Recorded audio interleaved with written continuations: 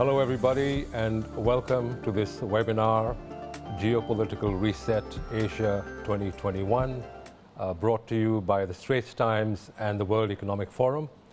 I'm Vikram Khanna. I'm an associate editor of the Straits Times, and I will be moderating this forum. I have with me four very distinguished panelists. Let me introduce them briefly. On my right is Professor Wang Gungwu, who is an eminent historian and a sinologist associated with the National University of Singapore. To his right is Chan Heng Chee, who is ambassador at large in Singapore, and she was the former Singapore ambassador to the United States for 16 years. To her right is Mr. George Yeo. He is senior advisor to the Kwok Group in Hong Kong and former foreign minister of Singapore. And to his right is Kishore Mahbubani, who is a distinguished fellow at the Asia Research Center at the National University of Singapore and a distinguished author of several best-selling books. So welcome, everybody. We are also joined by our bureau chiefs in Washington and Beijing. Respectively, they are Nirmal Ghosh. Hello, Nirmal. And Tan Don Wei from Beijing. So let's get this show on the road. Without further ado, Nirmal, maybe we can just start with you. If you can just give us a sense of the mood in the United States a week after the Biden inauguration. Is there a sense of relief, a sense of optimism, or is there some foreboding that the country is still very divided, that COVID-19 is going to get worse before it gets better, and that given that the Congress is almost evenly divided, there will be formidable political obstacles ahead? So can you just give us a sense of what the mood is? Thank you, Vikram.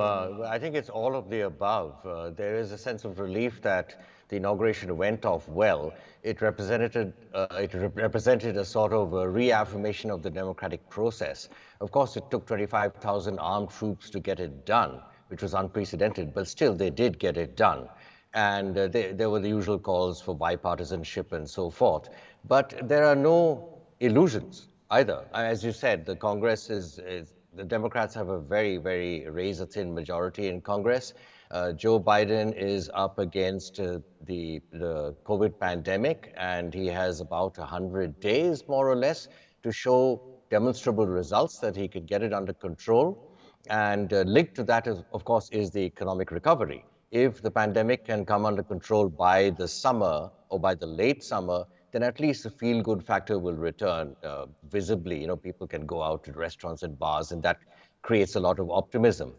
But there's also, it remains a very deeply divided country. A majority of Republican supporters still believe that Donald Trump won the election and it was somehow stolen from him. So we are in for a very fractious few months, and Joe Biden has several mountains to climb, and his work is absolutely cut out for him. So it's not a terribly rosy outlook, I have to say. A lot of hope, but no illusions. Thank you for that sobering picture, which is also realistic, I suspect. Thank you, Nirmal. Dawn, if we may come to you for a minute, could you tell us how the Biden electoral victory is being viewed in China, both by officialdom and by think tanks and others? Is there a sense of optimism that there will be a positive reset in the U.S.-China relationship, or is there a sort of mood of cynicism that nothing much will change, and that in fact things might even get more difficult for China? So can you fill us in on those points? Thank you. Sure, Vikram. Well, certainly from an official perspective, there have been many overtures and signals about wanting to reset ties and have a fresh start. Foreign Minister Wang Yi described the new presidency as a new window of hope that has opened. And the state media have also pushed out many conciliatory and hopeful editorials about how China can partner the US in dealing with the pandemic, with climate change and other global issues, while at the same time continuing to demonize the Trump administration, perhaps the way to try and set it apart from the Biden administration, but providing a warning to it as well. You know, we saw, for instance, just hours after President Biden was sworn in, you know, China announced that it was sanctioning 28 outgoing officials, including Secretary of State Mike Pompeo. And that move quickly drew a rebuke from the new Biden office, which said China was playing to partisan fights. And some Communist Party insiders that we've spoken to in the past months say that while they think relations under President Biden will certainly not be as bad as it was with President Trump, they're not quite optimistic about mending those ties completely, and they fully expect and continue to be convinced that the US is out to contain China. One of them told us that the message China was sending with the latest sanctions, as well as all the expressions of hope that ties can be reset, is very clear. And that is, Beijing wants to normalize relations, but it will not put up with what it sees as incessant bullying or demonization. So while China appears to be welcoming of the Biden presidency and continues to speak of wanting to continue with dialogue, it is at the same time quite wary of what's to come, you know, not in the next few months, perhaps, as Mr. Biden focuses on dealing with domestic issues, but certainly in the future. Already, you know, even in the early days of the Biden administration, some of his cabinet officials have made comments that have not been seen as particularly friendly to China. And I think Beijing will, for now, be restrained and take more of a wait and see approach. Right. Thank you, Dawn, for filling us in. Okay, so from what we have read from Kurt Campbell and Anthony Blinken and Jake Sullivan, the new administration seems to recognize that, having been preoccupied in the Middle East for the better part of the last 20 years, it has severely underinvested in engagement with Asia diplomatically. Asia has always been a sort of secondary theater, diplomatically speaking, and dealings with Asian countries have largely been bilateral. There has not been a region-wide architecture of any kind. But there's a sense that that is going to change, that the center of gravity of American diplomacy is going to shift to Asia, which will become a primary theater. And by all indications, there will be some kind of new architecture in the region. So with that background in mind, the question is, how should the Biden administration deal with Asia? Some of you have suggested that the first duty of any diplomat is to listen to their counterparts in whatever region they're dealing with. I think Kurt Campbell has actually said the same thing. So let me ask you, if you had Kurt Campbell sitting in front of you and he asks you, okay, I'm willing to listen. Please tell me how you think the United States should deal with Asia. What can it do that would help the region's stability and prosperity? And how should it go about the task? So what would you say to him? So who'd like to start? Heng-Chi, you seem ready. I would say congratulations, Kurt. Good to see you in the administration. Now, as you know, the US-China relationship is the most important relationship, the fundamental relationship affecting peace and security and prosperity in the region. It's also becoming an important relationship for the peace and security of the world. You've got to get that fixed. Dial down the decibels, calm the relationship, and it has to be more predictable.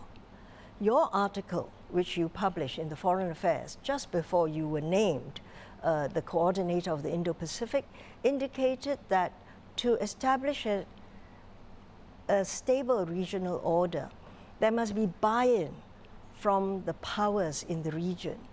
And I think that's a good way to start. And you talked of having some role, some way of bringing China in to, accept some of the rules and work with China in some respects. So we would like to see predictability. Please help us create that. And I think you can begin by having dialogue.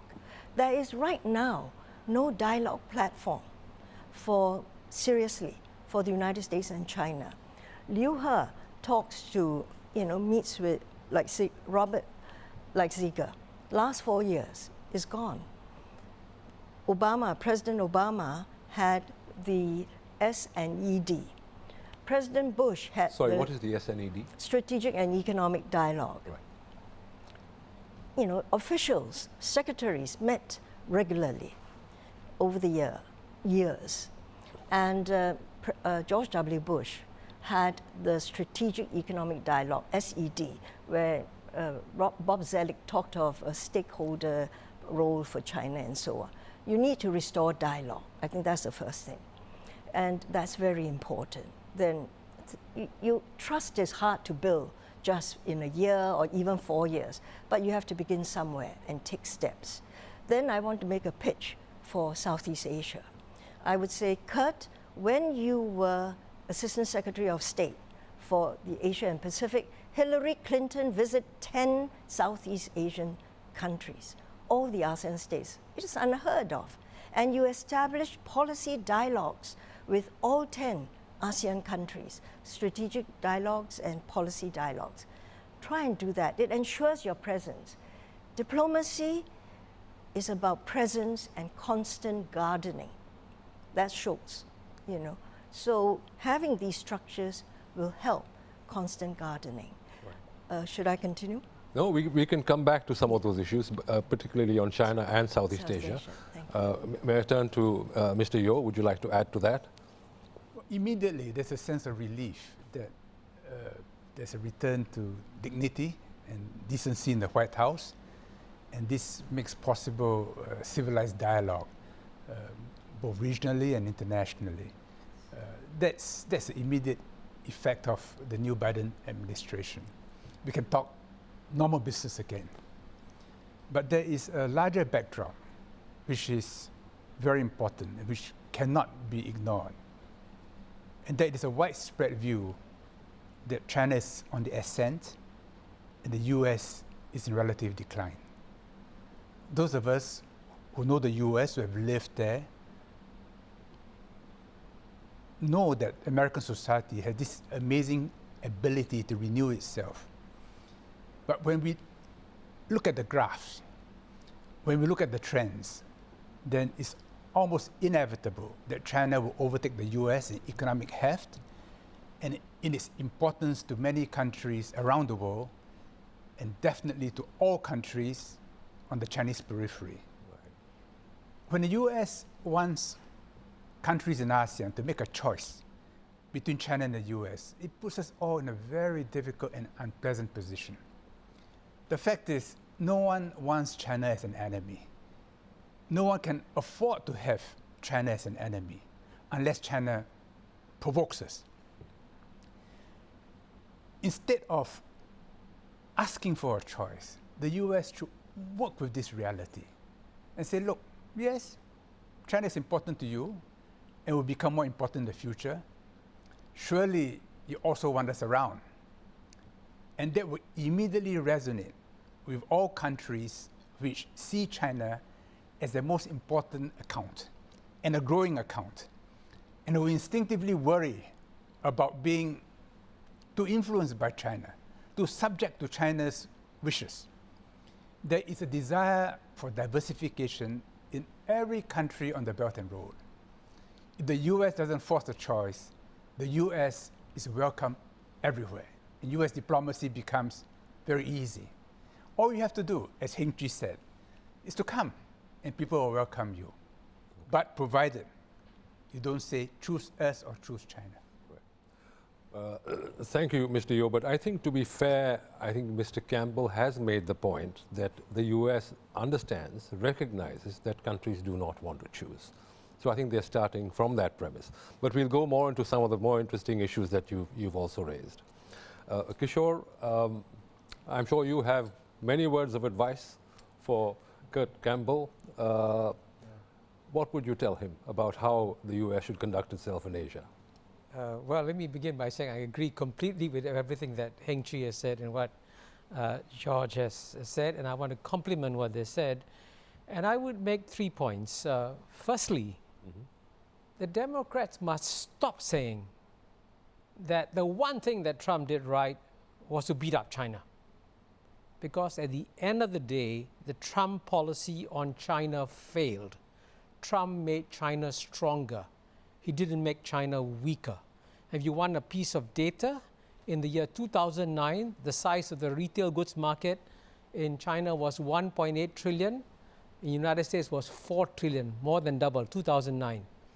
10 years later, 3 years after Trump's trade war, the size of the retail goods market in China goes up from 1.8 to 6 trillion, 3 times, and United States from 4 to 5.5 trillion, smaller than China. How did China become weaker after Trump's trade war? It didn't work. So they should stop saying it. At the same time, everybody in this region is watching United States very carefully. You can make all the soothing statements you want. They cannot wipe out what happened on January 6th and an awareness that the United States is a deeply divided country. So if the United States wants to really take on China, it's first got to fix its own house. And Kurt Campbell did say that in his essay, actually, the one that Heng Chi mentioned in the magazine Foreign Affairs. So the wisest thing, frankly, the US could do today is to at least press the pause button on the US-China geopolitical contest, fix your own house, work with China to kill COVID-19, work with China to take care of global warming, and reset the agenda completely and say, we will liberate ourselves from whatever Trump did on China. So just to clarify, Kishore, when you say the US should press the pause button, what do you mean?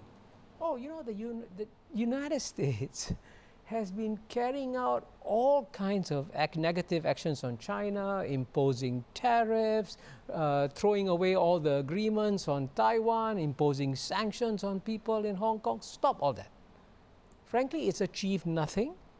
It hasn't made the US stronger. It hasn't enhanced the US standing in the region. And frankly, they should do something positive, like, for example, rejoin the Trans-Pacific Partnership. If you really want to anchor the US presence in this region, do something difficult. Join the Trans-Pacific Partnership and explain to the American people that that's what you need to do to ensure the US has a strong presence over the next 10 to 20 years. Right. Okay.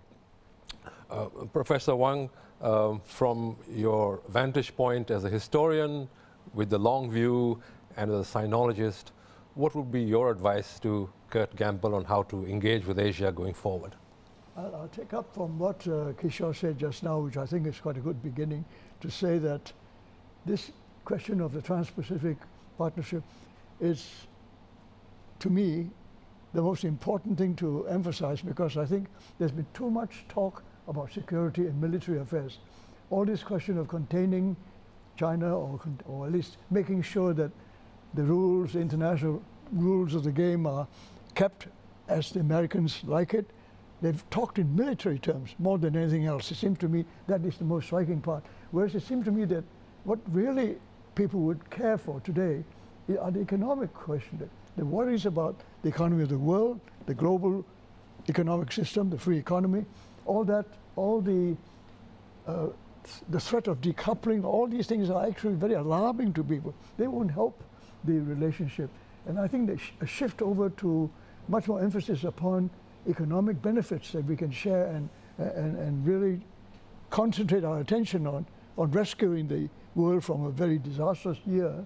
All that, I think, is a much better message than to constantly talk about military cooperation between the democratic countries like the Quad in the Indo-Pacific. Seems to be, whatever you say about that, it looks as if you're trying to contain China. And that part of the message, it seems to me, is not the one that you should emphasize today. And I think much more demonstration of sensitivity to the economic needs of all of Asia. I know that we at the same time say that economy in Asia is actually picking up compared to the developed countries. And while that shift of economic dynamism to Asia is true, nevertheless, Asia still faces a lot of very difficult problems in the economy. And the economic developments here, to a large extent, did depend on the economies in Western Europe and in the United States. And if they are not doing well, we're not going to do well. So I think if there's some way of conveying that the fact that they have their problems doesn't mean that they would neglect the rest of the world where economic development is concerned, is an important message to carry. And less emphasis upon security and that message about keeping, as it were, the region under the United States' care and protection. That seemed to me a much more important message to emphasize. Okay. Vikram, Yes. can I jump in Of here? course. Right. You know, I fully agree with those who say that CPTPP is important and we should change the narrative from emphasizing security, you know, is military alliances and so on, and move to something that allows for cooperation. And frankly, Asia is about business. You know, it's partly about military and security, and that undergirds business. But Asia is primarily interested in business. But I think, and here, Kishore, whilst I agree with the sentiment that you express, I think it's very hard to tell Kurt Campbell, press the pause button and, you know, just do away with everything that Trump said and sort of recant that. Because, as we all know, the United States is a divided country. The Republicans in Congress will not allow him. The Republicans and him and President Biden and the administration. And, you know, you saw the hearings on the Hill for confirmation. You know, all the future secretaries all took a very tough stance on China. They had to, if they were going to be confirmed. So it's not so easy just to press, but they can press a pause button about not increasing the tariffs. That is the point. Just don't add more, you know. Review, understand it, which I think the Biden administration will do. But to ask for a total reset from Trump, I think the Biden administration will find that hard to do, especially on China. No, I completely agree with Heng Chi that it's going to be very difficult. And there's a strong bipartisan consensus that the time has come to beat up on China. But at the same time, the United States at some point has to ask the question, what is its strategy towards China? And as you know, the one thing I mentioned in my book, Has China Won, is that it was Henry Kissinger who told me, United States doesn't have a long-term strategy for dealing with China. Why keep on doing things that strengthen China and weaken the United States? And that's what I would do as the Biden administration. Point out that Trump has actually strengthened China's position in the 4 years of the Trump administration. And the US position, frankly, has declined in the 4 years of the Trump administration. So you actually, the Biden administration should take a fresh approach both to China and to the region. I completely agree with Heng Chi, for example, to have more dialogues. In the Obama administration, I'm told there were 100 dialogues. They were cut down to 4, cut down to 1 in the Trump administration. You can't go back to 100, maybe go back to 50. Similarly, I agree with Heng Chi that talk to Southeast Asia, engage with Southeast Asia. And at the end of the day, the question is a very simple one. Will the bottom 50% in America, whose standard of living has declined now over 30, 40 years, creating the depths of despair, sea of despair that Angus Deaton has spoken about, Biden's got to first lift up the standard of living of the bottom 50% if he's going to protect himself and the Democrats. That's his priority. And if you know, fighting China means they go down some more, he's damaging himself. So think of things that will strengthen the United States in the long run instead of making dramatic gestures that don't damage China and don't help the United States. No, to be sure, Kishore, I mean, there is a emphasis on revitalizing the American economy, revitalizing American democracy, race relations. These are all top priorities. So it's not that the Biden administration plans to neglect the sort of domestic priorities that are there. As for the strategy with China, there is a strategy which we will talk about when we get into specifically the U.S.-China questions. Trump's best strategy right now, in order to achieve a reset, is to help Biden with his domestic strategy. Biden must preoccupy himself with ameliorating America's domestic problems. and the more the Chinese are able to help him achieve their objective, without it appearing to be so, the easier it is to reset relations.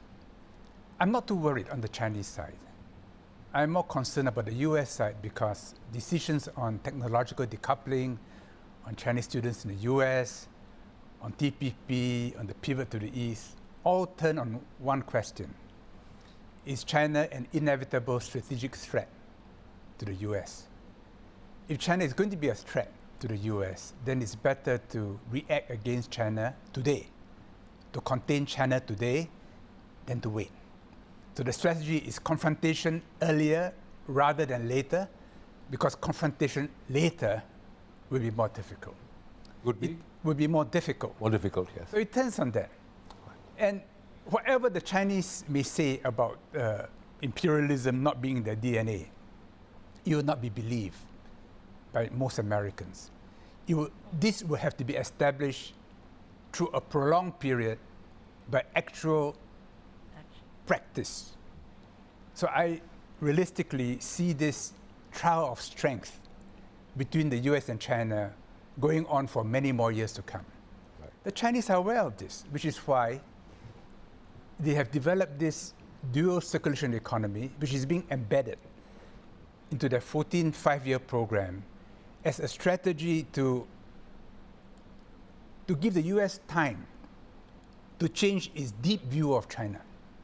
That there's no action which the US can take which will provoke immediate conflict. The US may want to contain China, but China has always been the most self-contained country in the world. And the dual circulation will make China less vulnerable to US actions, disruptive actions.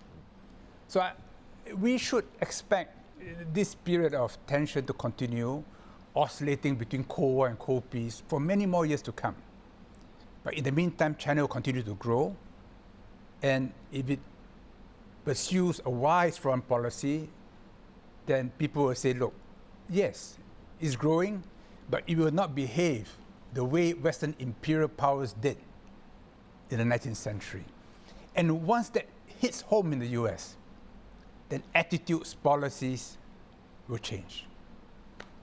Thank you. I think if I may come to say that this question of perception of threat is also something that needs to be explained very carefully to both sides.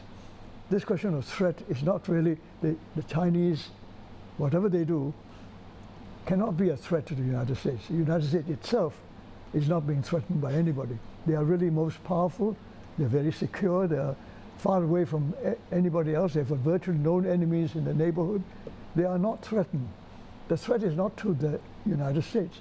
The threat is to their accustomed place as the hegemon of the world, as the sole superpower that they had inherited from the 1990s, which they believed is their right because they represent all the good forces and so on. So understandably, they were triumphant about that.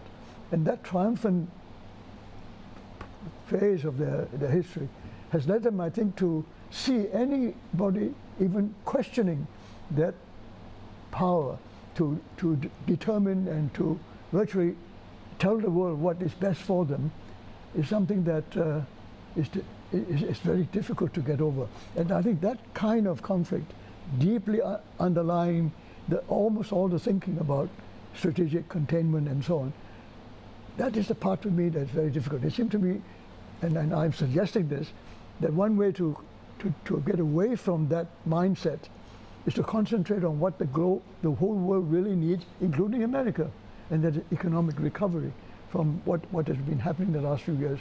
And I think this will itself be a long time.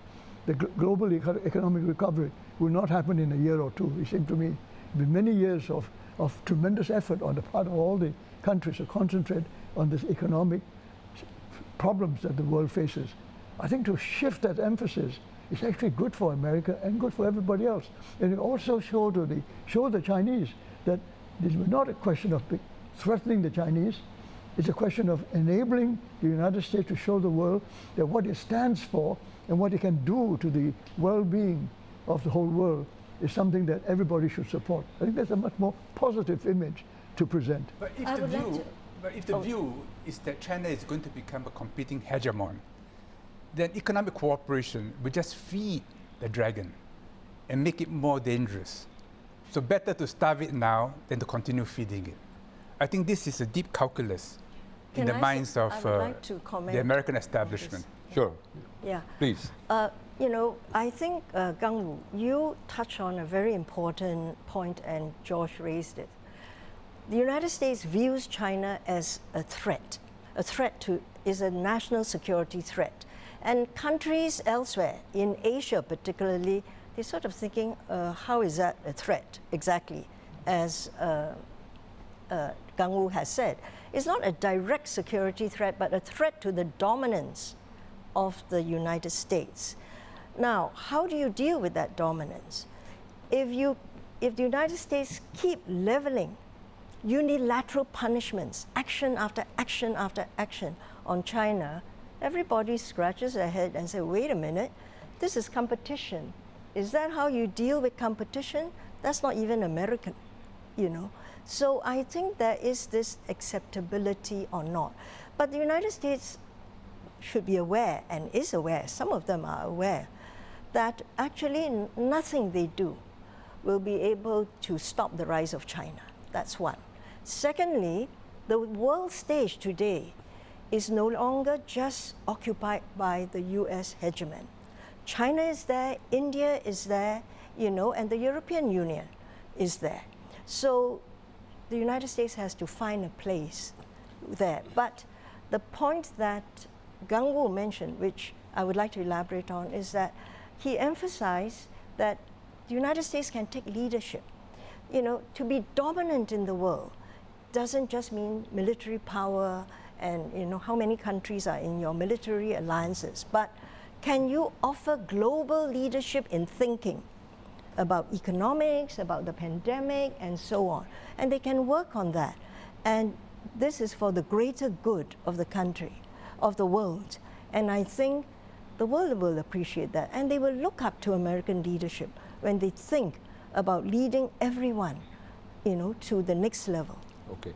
We'll come back to some of those themes that you mentioned, but before that, yeah, go ahead, Kishore. Just very quickly, I want to actually very, very strongly agree with a point that Wang Gangbu made, that the Americans must make a distinction between what is more important, their primacy in their global system or the well-being of their people.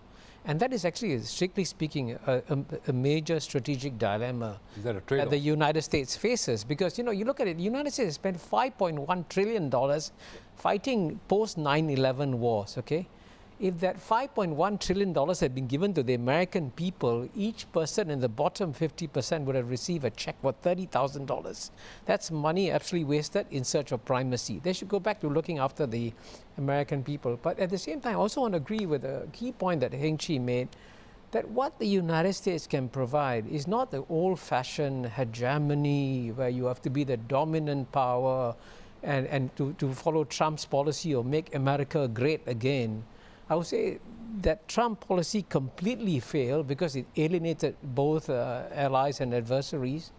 But if America can come back and say, we actually have a vision for you where we can give you a win-win vision for the world of the 21st century where you succeed, we succeed, and we can work together to deal with common global challenges like COVID-19 and global warming. So there is space for American leadership, but there's no space for American domination.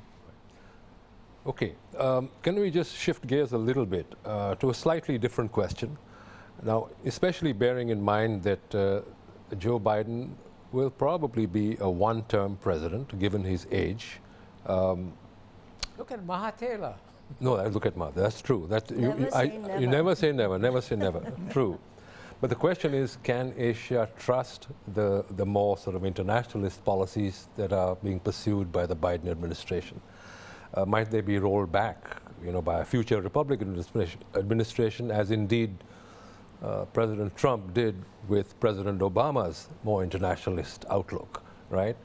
So, I mean, the question is, so what would convince Asian countries that the Biden's internationalism is durable? I mean, it won't be enough, of course, for him to just declare that America is back. He has to take concrete actions, concrete measures, maybe put some institutional mechanisms in place that will endure. So what could those be, or what should those be?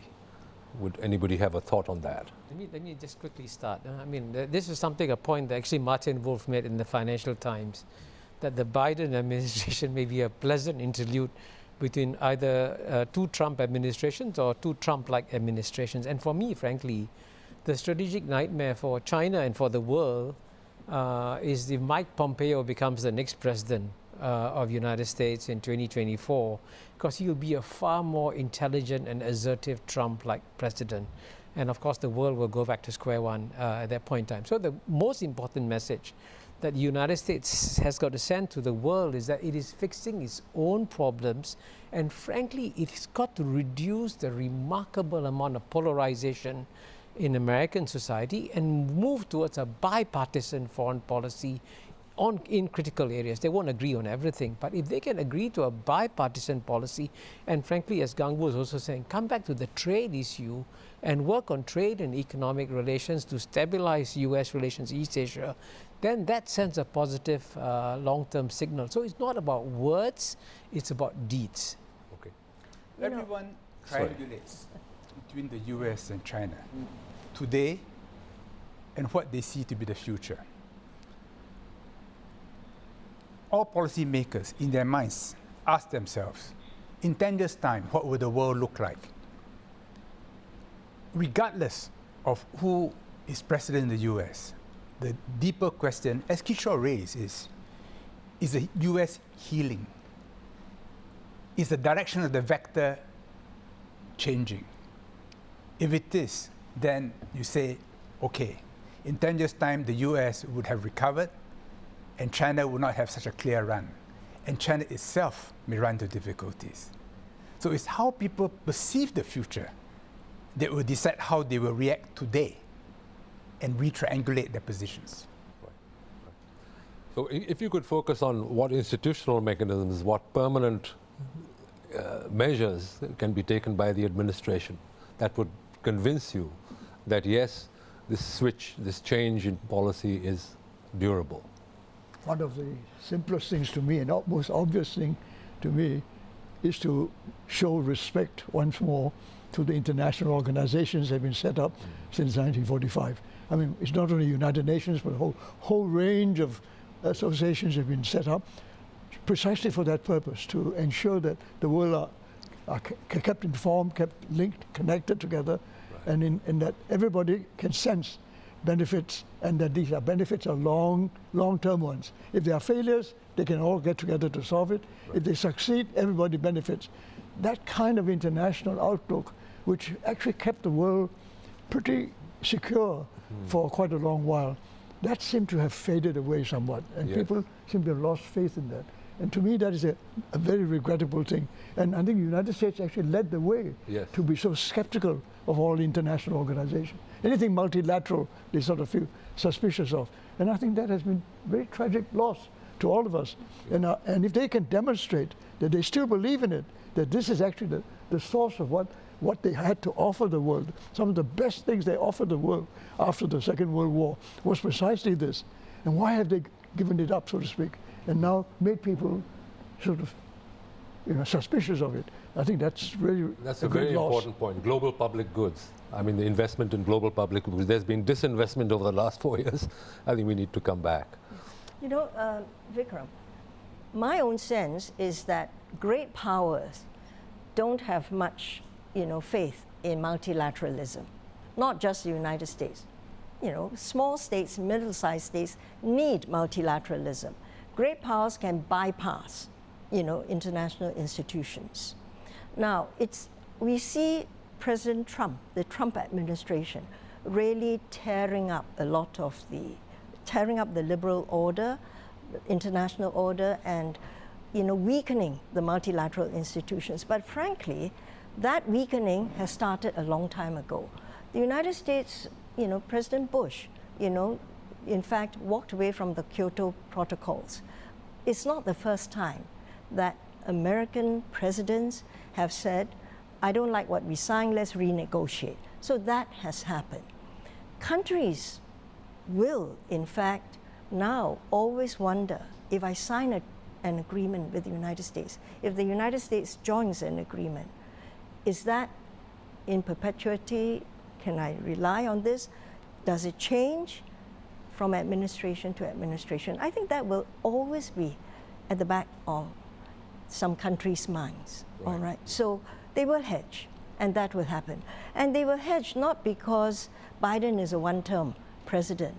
They will hedge because now they want to know what is the reliability of the U.S. promise, the reliability of the U.S. as a power. And certainly, if the United States and President Biden is able to show, he can't fix it in one administration, but if he can show that he can bring some healing back to the United States, and I'm cautiously optimistic, let me put it this way. Well, that's good. Nice to have some optimism. And actually, I also don't buy that, just to say he's a one-term president.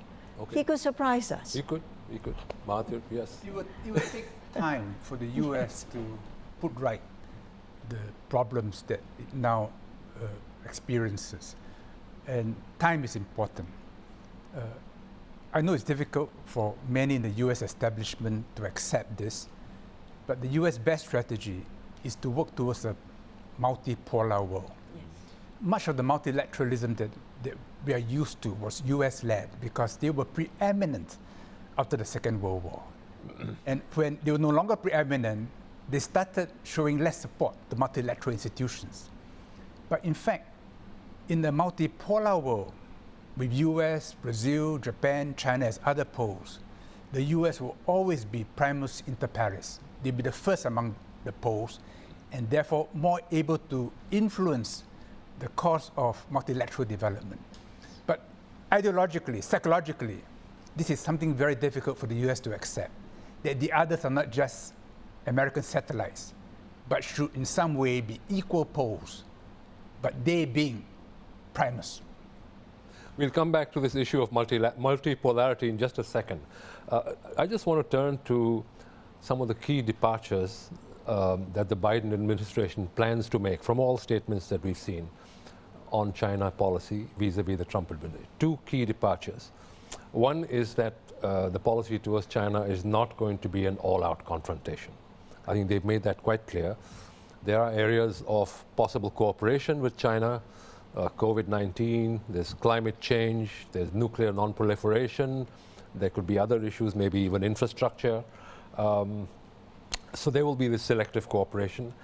Second, I think at least Kurt Campbell has actually categorically said that the policy towards China will not be bilateral anymore, not be dominated by a bilateral approach.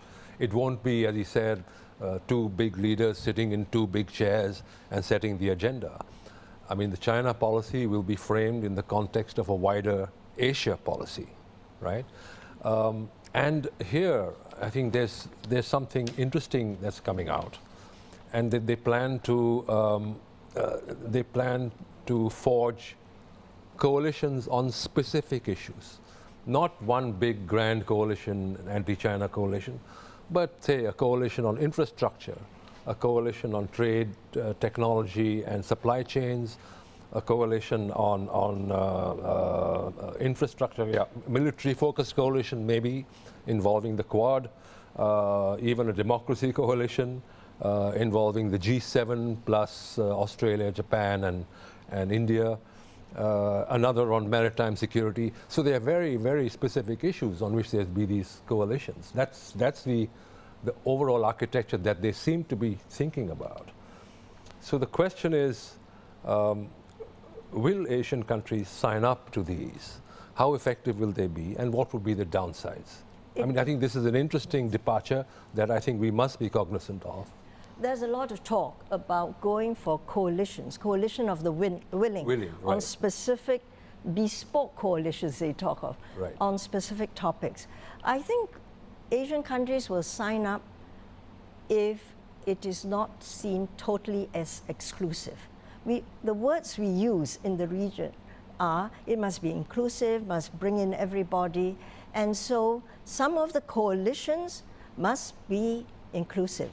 Clearly, security coalitions, your Quad, may be exclusive.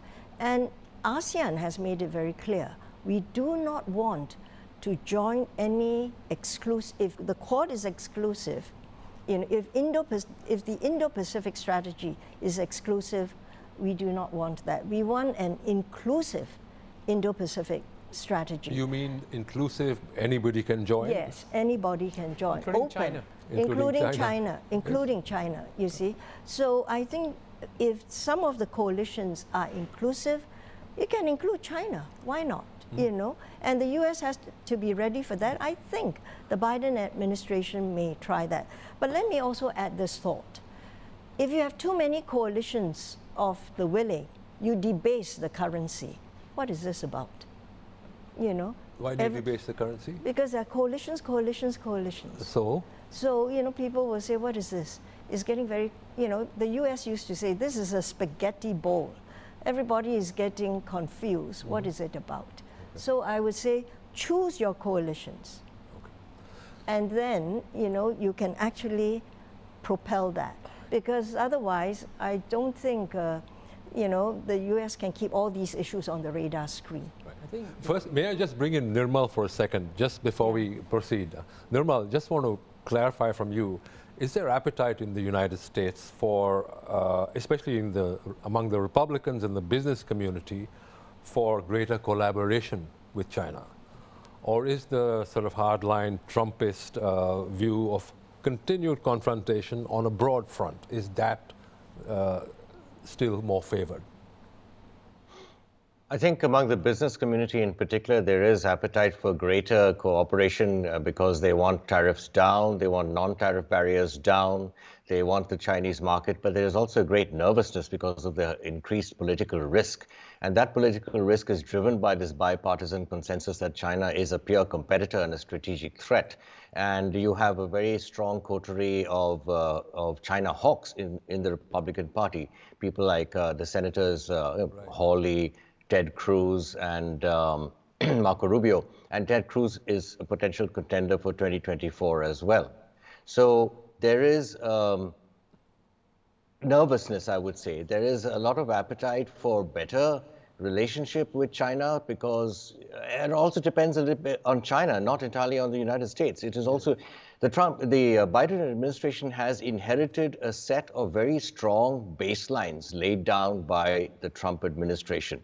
I think the Trump administration adopted something like 200 plus unilateral actions on China just in the past year. Previous Congress moved 380 or more pieces of legislation aimed against China. So the Biden administration doesn't have to do much, but it will also look for some signals from China that it can lower the temperature.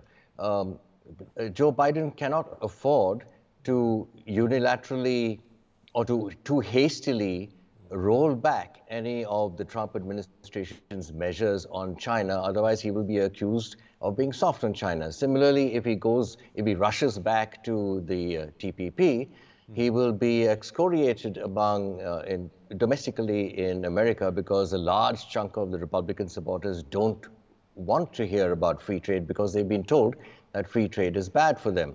So certainly the American public has to be educated all over again, and the benefits of trade and engagement with China have to be demonstrated. Now that's a bit of a hard sell.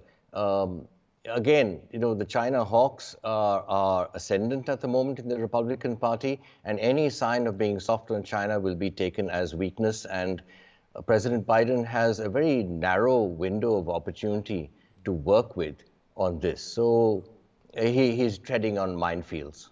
Right. So, Dawn, if you could give us the view from Beijing, how would China react to a sort of policy of US-led bespoke coalitions on specific issues? Would that make it more difficult for China to deal with the US? Would it be easier for China to deal with the US just bilaterally? What do you think? Yeah, I think it would find it harder to deal with because, you know, China has always favored dealing with countries bilaterally. Whether it's a coalition of, you know, like-minded allies or this global summit of democracies, Beijing, I think, is certainly bracing itself for having to face down these alliances that may want to take it to task for a host of issues, from trade practices to security to human rights. For instance, the EU investment deal that was struck last month, ahead of the Biden inauguration, was viewed as a strategic move by President Xi to thwart that. Since May last year, Mr. Xi has been talking about this concept of dual circulation, which Mr. Yeo mentioned earlier on, and boosting domestic consumption and also ramping up technological self-reliance, which are all strategic moves to preempt, possible difficulties down the road. If countries rethink their supply chains, or if the US continues to deny China of its technology, or if alliances are formed and they come after China for its trade practices, for instance.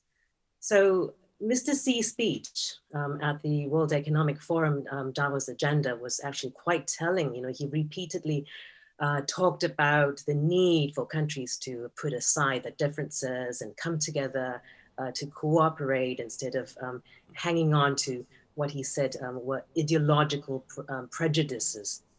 And he said that no two countries are the same, and no one is more superior than the other. And there were certainly veiled warnings to the US and its allies as well in the speech, especially when Mr. Xi said that building small circles or starting a new Cold War would push the world into division and confrontation. I think its biggest fear would be if these alliances push it on human rights issues or sovereignty issues that are its core interests, such as Taiwan and Xinjiang or Hong Kong, because there would be very little room for China to maneuver, since these are China's red lines, or what they like to call them, their bottom line. Right. We will come back to that very important question of human rights. But Kishore, I think you wanted to say something on the coalitions? I think I completely agree with Nirmal that the Washington, D.C. has developed this incredibly powerful anti-China consensus that is going to constrain Joe Biden. That's a reality. Now, but if Joe Biden and his administration decide that they're going to be constrained by the consensus, then nothing's going to change. And so that, the question is, what are we going to do? And here I would say it's the time for the friends of the United States who want the United States to succeed, who want the United States to play a continuing role in this region. We have to speak out and help Joe Biden. And we have to make it very clear that if you're going to create all kinds of anti-China coalitions, there's going to be no buy-in. But if you create a COVID-19 coalition, you bring China in, you bring ASEAN in, bring United States in, and we work together to kill COVID-19, then that sort of coalition can work. But you can also remind the United States that one reason why the United States won the Cold War against the Soviet Union so handsomely is that it actually listened to its allies and friends. I was ambassador to the UN from 85 to 89. I can tell you that even a very distinguished, old US ambassador, Ambassador Vernon Walters, used to say to me, Kishore, it's better for us in the UN to let you take the lead and we follow you, and then we will succeed. And so that's what the United States should learn to do once again, to listen to its friends. Not to have the kind of Trump attitude, make America great again, I don't care what you think. So we have to tell the United States, and we have to speak out very strongly to provide Biden ammunition to get out of the straitjacket of the Washington, D.C. consensus. Right. Okay, sorry. We have 10 minutes left. If a US-led coalition is explicitly or implicitly anti-China, its effect and impact will be limited. Because every country, in the end, calculates in its own interest. ASEAN is not going to turn anti-China. Japan, while it tilts towards America, maintains a very keen balance because it needs a long-term option with China. If you take India, the US wants India to be an anti-China ally. But India will buy and will acquire the S-400 anti-aircraft system, regardless of what the US does. And I don't think the US will sanction India. Even Australia, the Australian Prime Minister has said that Australian policy in the end will be determined by Australian national interests. and Australian national interest involves a very substantial trading relationship with China. So the US has got to be more subtle, and its leadership is most powerful when it is idealistic, when it is positive, and not negative. Very good, well said, sir. Just finally, we have just a few minutes left to take off from a point that Don alluded to. I think what's coming through quite clearly is from the Biden foreign policy people is that whether countries like it or not, values are going to play an important part in US foreign policy going forward. As the defense expert Michelle Flournoy mentioned, after Trump, after 4 years of Trump, people are asking, does America have any values at all? What are they? I think Jake Sullivan has also said that the US must shore up democracy at home as well as fellow democracies abroad. And I think that is going to be on their agenda. They're concerned about powerful actors trying to destabilize democracies. They're concerned about democratic forces having gained traction around the world, and that this needs to change. And I think this is coming, whether countries like it or not. So, and one of the proposals of the Biden administration is to host a global summit for democracies this year, in its first year in office. So my question is, how would some elements of values-based diplomacy from the US go down in the region? Will there be countries who will be happy to engage? And could anything good come out of it? Two quick points. All countries put their national interests first. Okay.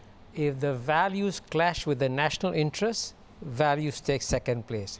I guarantee you that even after the United States sets up a club of democracies, Saudi Arabia cannot join, will not join, but Saudi Arabia will remain a close ally of the United States. Values always take second place. Second point on values, as a student of philosophy, the worst way to export a value is to arm twist somebody and say, you have to accept my values. Or the worst way to export your values is to invade Iraq, drop bombs and say, I'm exporting democracy to you. That's not how you export values. The best way to export values is through dialogue. And if the United States wants to have a dialogue on values, that we should all welcome it, frankly. But it's good for us to reach. That is what the conference is about, isn't it? Yeah. Dialogue. Yeah, but why have it only among the tent? Why talk to like-minded people? If you really want to export your values, don't talk to like-minded people. Talk to non-like-minded people and see whether or not you can have a good dialogue. By the way, Singapore excluded from this? That's what I'm going to ask you. Would Singapore join this dialogue? Would Singapore join? I don't know whether you apply or you are invited. All right, it's not clear. But we've played the scenario before. We've been there before. Right. Bill Clinton, in his second term, created the Community of Democracies, right. And what became of it? Do you remember? Do you know what happened to the Community of Democracy? You're the ambassador in Washington. Yes, and I have a story to tell on that, because Singapore was excluded, because we spoke about Asian values. And I said to then Assistant Secretary of State for EAP, Stan Roth, if Egypt is there and Singapore, Malaysia, and Indonesia are not, I don't buy this. And later Indonesia was, but that was exactly the situation. So I would say this, given what we've seen in the last few years, that democracies, frankly, need reforming, they are decaying, they are degrading, and the United States, you saw the insurrection on the Hill and so on. I think Western countries should approach democracy with some humility, and really, we can have a conversation all together on how we can make our countries better governed, good governance, and have governments that are accountable and opening up, and allowing citizens to really reach their full potential, and so that they do not fear, the knock on the door, and they will be taken away at night. I buy all that. Fantastic. We have just very few minutes left. I just want to completely shift gears and talk a little bit about the legacy of COVID in Southeast Asia, right? So, I mean, I think the big question is what will be the long-term legacy of the pandemic on this region? What long-term damage they will cause? We know the short-term damage it has caused in terms of lost growth, lost employment, and so on. So what will happen that will scar the region over a long period of time? We can think about inequality, we can think about rising debt, we can think about rising poverty, and also what positives might come out of the experience with the pandemic. We can think about digitization, we can think about supply chains coming back to the region, we can think about the resetting of development priorities. So just to get your sense of how economic and social policies in the region need to change going forward. This is a very Southeast Asian question. And this is not really involving China. There could be some connection with China, but not. So what do you think can be done policy-wise to deal with the long-term effects of the pandemic, good and bad? You know, Vikram, what the COVID pandemic has shown is that leadership matters. Yes. Countries with good leadership that come up with the policies, care about the people, pro-science, will do well. Now, having said that, I think you will see economies shrink, inequality increase, and I think governments realize they have to put more attention to the health infrastructure. They will have to redesign for density.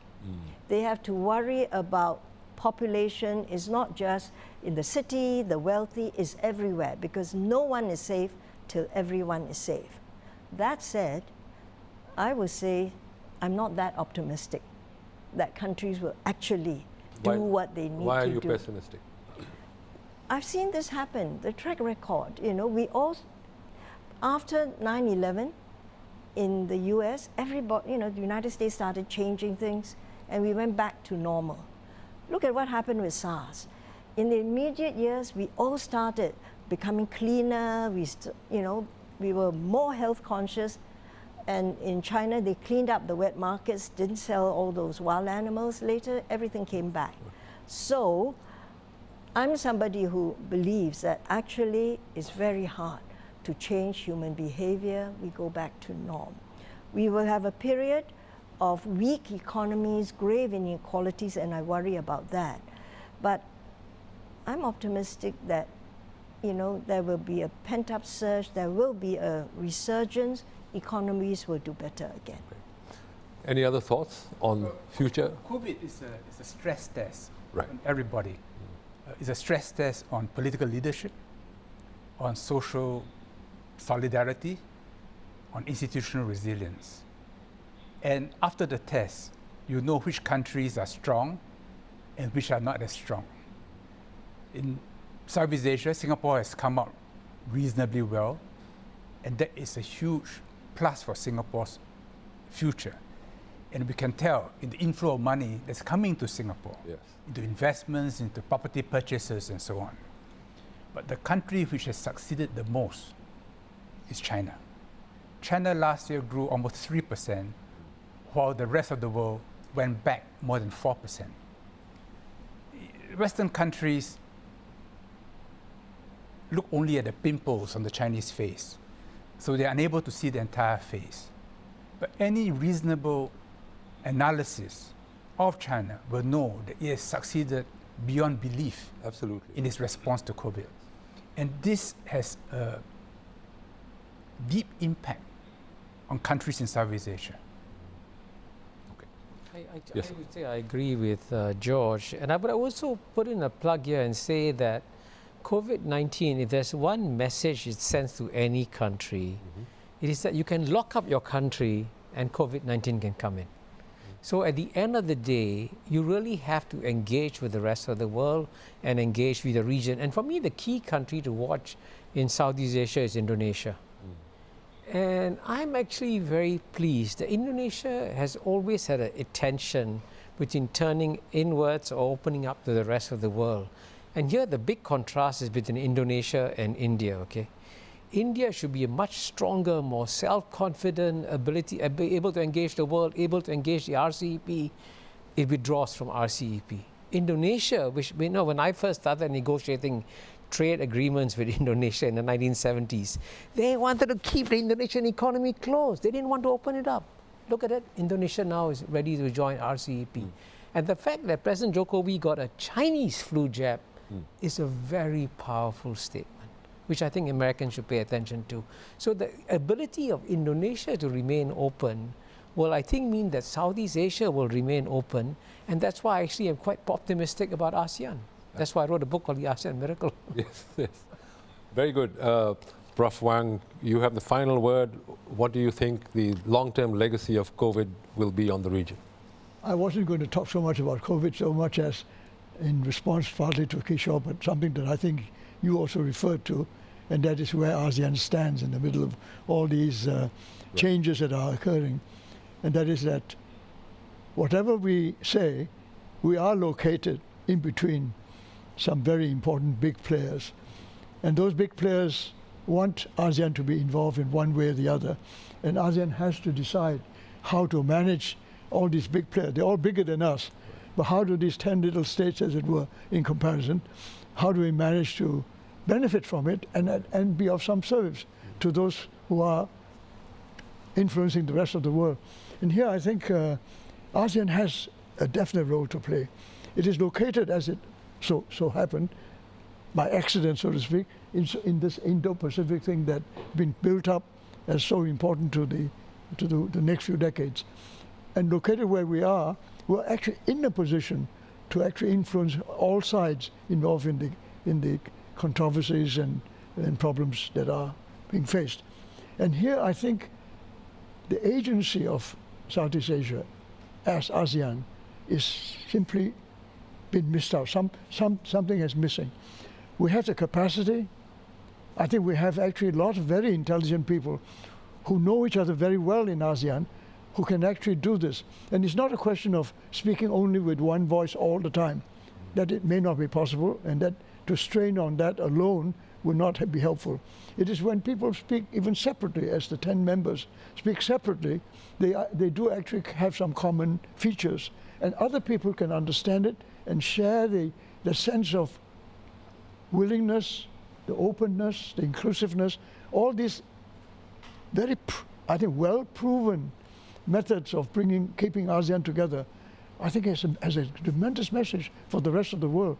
And I'm not sure that we can quite persuade others that ours is a valuable lesson to learn from, but I believe that we should speak up. And you did say that there are times when we should speak up. When you said that Kurt Campbell should come and listen to us, I would say that this is a time when we speak up to somebody like Kurt Campbell, although he knows us pretty well, to tell him again that this ASEAN has moved on from what it was before. It has moved on partly because the world has changed, and we are now much more in the middle of something very big happening in the world. And therefore, what we have to say is worth listening to, and we have something to say. Each one of us has something to say, because although we work together as an association, each one of us have our interests, national interests, relating to the other powers. And between that two, acting for the association as a whole and acting individually can contribute towards a transformation of the kind of connections that actually the world needs. And if we can prove that this way of doing things should not be just laughed out of court as it used to be, but actually has made a major contribution to how small states in their relations with big states can actually provide a platform for new developments that benefit all. I think this is a message which we need to say. We may not be able to prove it ourselves by ourselves, but we need to tell the people that our experience is worth looking at very carefully. Right. Thank you. On that constructive and hopeful note, I'm afraid we've run out of time. We have to call a close to this wonderful webinar with a spirited discussion. And thank you to all our panelists, Prof. Wang, Prof. Chan, Mr. Yeo, Kishore, and thank you also Nirmal in Washington and Dawn in Beijing. Thank you for joining us, and thank you listeners for listening.